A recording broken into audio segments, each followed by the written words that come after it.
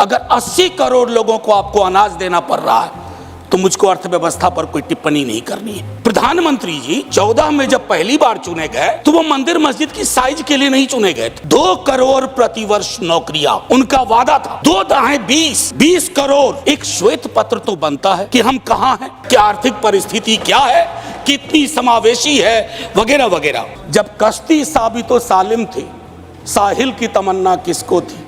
अब ऐसी शिकस्ता कश्ती पे साहिल की तमन्ना कौन करे।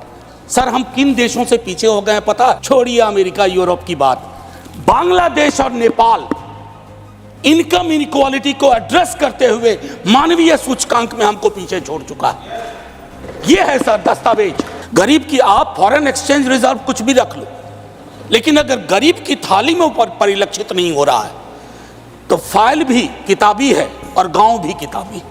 सर कोई भी वैसा ग्रोथ जो फेसलेस हो, जॉबलेस हो, उस ग्रोथ से देश की हकीकत नहीं बदलती है। सर बड़ी बड़ी बात लोग कर रहे थे।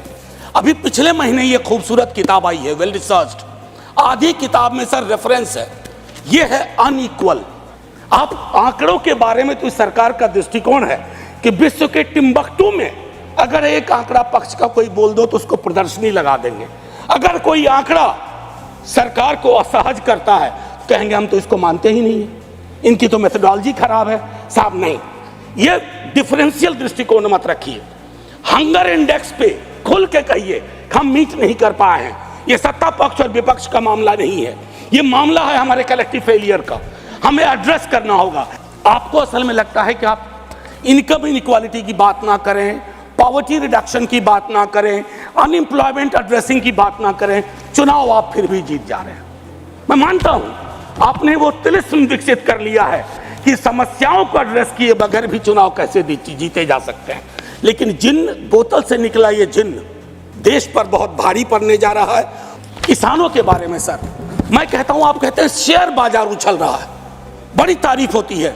सर शेयर बाजार उछले और एक किसान आत्महत्या कर ले, एक युवा बेरोजगार आत्महत्या कर ले तो आप किस चीज को कहेंगे। सर और कुछ नहीं कहना चाहता। हाशिए के समूहों में पॉवर्टी की जो परिस्थिति है, आप बिहार का डेटा देखिए। आखिरी सर एक सुधांशु जी बड़ी अच्छी चीजें बता गए, हमें तो लगा कि हम तो बेकार परेशानी है गरीबी से, भुखमरी से। 30 सेकेंड सर। तो मैं आपके माध्यम से अपने मित्रवर को कहता हूं, जब कश्ती साबितो सालिम थी, साहिल की तमन्ना किसको थी। अब ऐसी शिकस्ता कश्ती पे साहिल की तमन्ना कौन करे।